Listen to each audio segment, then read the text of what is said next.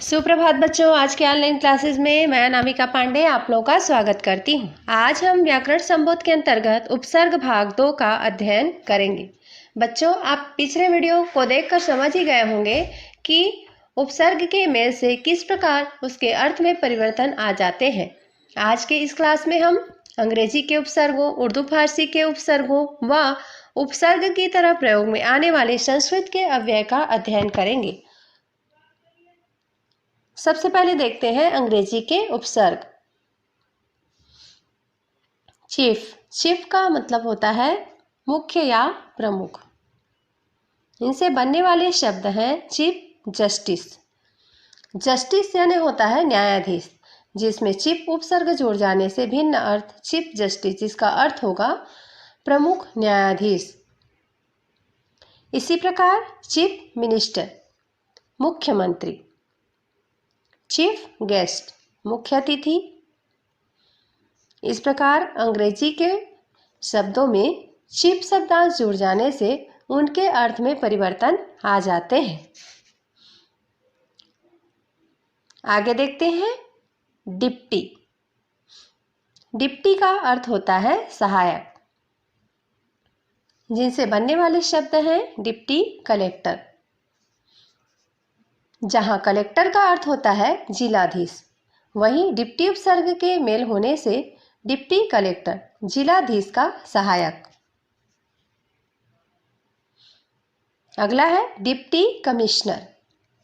Deputy commissioner का अर्थ उपायुक्त, जहां कमिश्नर का अर्थ होता है आयुक्त। इसी तरह डिप्टी इंस्पेक्टर। इंस्पेक्टर का अर्थ होता है दारोगा, थानेदार या निरीक्षक।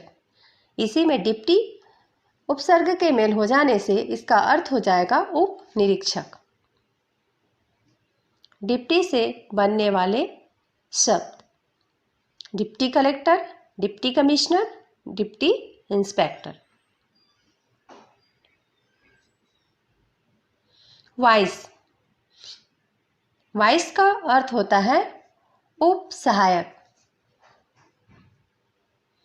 वाइस चांसलर, जहां चांसलर का अर्थ होता है कुलाधिपति, वाइस चांसलर का अर्थ होता है कुलपति। अगला है वाइस प्रेसिडेंट, जहां प्रेसिडेंट का अर्थ होगा अध्यक्ष और वाइस प्रेसिडेंट का अर्थ होगा उपाध्यक्ष। इस प्रकार अंग्रेजी के शब्दों में चीफ, डिप्टी, वाइस शब्दांश जुड़ने से अर्थ में परिवर्तन हो जाते हैं। उर्दू फारसी के उपसर्ग। सर। सर से बनने वाले शब्द सरपंच गांव का मुखिया, सरदार समूह का मुखिया, सरताज मुख्य, प्रमुख या श्रेष्ठ व्यक्ति। सरहद का अर्थ होता है सीमा। इस तरह से उर्दू के सर शब्दांश से नए शब्दों का निर्माण होता है।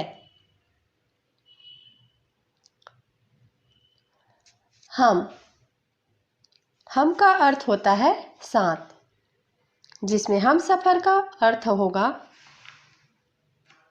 साथ यात्रा करने वाले। हमजोली का अर्थ होता है साथ रहने वाले, साथी, सहेली। हमराज, राज को जानने वाला मित्र या साथी। हम शक्ल, एक जैसी सूरत वाला। इस तरह से हम शब्दांश से नए नए शब्द का निर्माण कर सकते हैं। बे। बे का अर्थ होता है बिना। इनसे बनने वाले नए शब्द हैं बेईमान, बिना ईमान का। बेकार, बिना काम का। बेहोश, बिना होश का। बेगुनाह, जिसने गुनाह नहीं किया हो। इस तरह से बे उपसर्ग से बनने वाले नए शब्द। बद। बद का अर्थ होता है बुरा। इनसे बनने वाले शब्द हैं बदनाम, कुख्यात, जिसका नाम खराब हो, बदसूरत, जिसकी सूरत अच्छी ना हो, बदबू, अच्छी गंध ना हो, बदमाश, नीच व्यक्ति, बुरा व्यक्ति। इस तरह से बद से नए नए बनने वाले शब्द। आगे देखते हैं ला। ला का अर्थ होता है बिना। इसे बनने वाले शब्द हैं लावारिस, जिसका पालन पोषण करने वाला ना हो, लाजवाब, अनुपम, बेजोड़, लापरवाह, बिना फिक्र का, जिसे बेफिक्र भी कहते हैं, लापता, बिना पता के, जिसका पता ना हो। ये हैं ला से बनने वाले नए नए शब्द। गैर। गैर का अर्थ होता है भिन्न।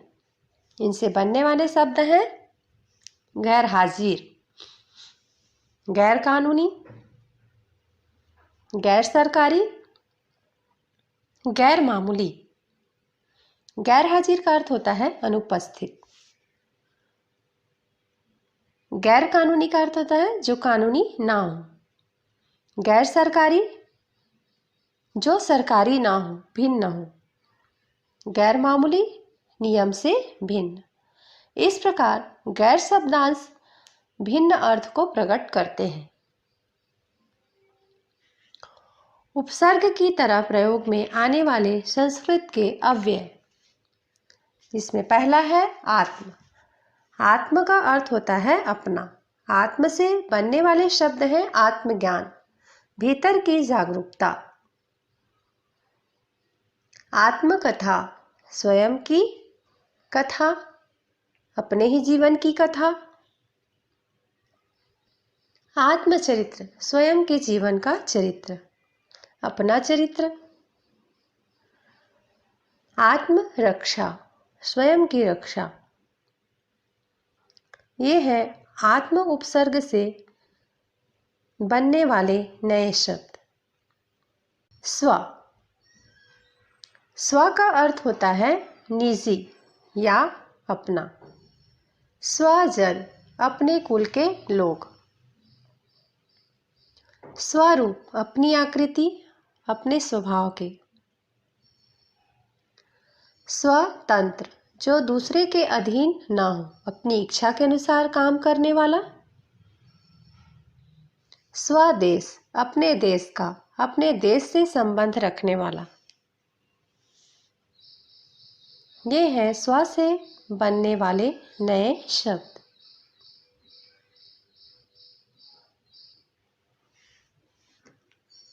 आज की क्लास में हमने सीखा अंग्रेजी के उपसर्ग, उर्दू फारसी के उपसर्ग, संस्कृत के अव्यय जो उपसर्ग की तरह प्रयोग में आते हैं। बच्चों, पाठ के खत्म होने के बाद आप देखेंगे पीछे अभ्यास प्रश्न दिए गए हैं। अब आपने वीडियो देख लिया है, समझ लिया है, मैंने पढ़ा दिया है, तो कोशिश कीजिए कि अभ्यास प्रश्न आप स्वयं बनाएं।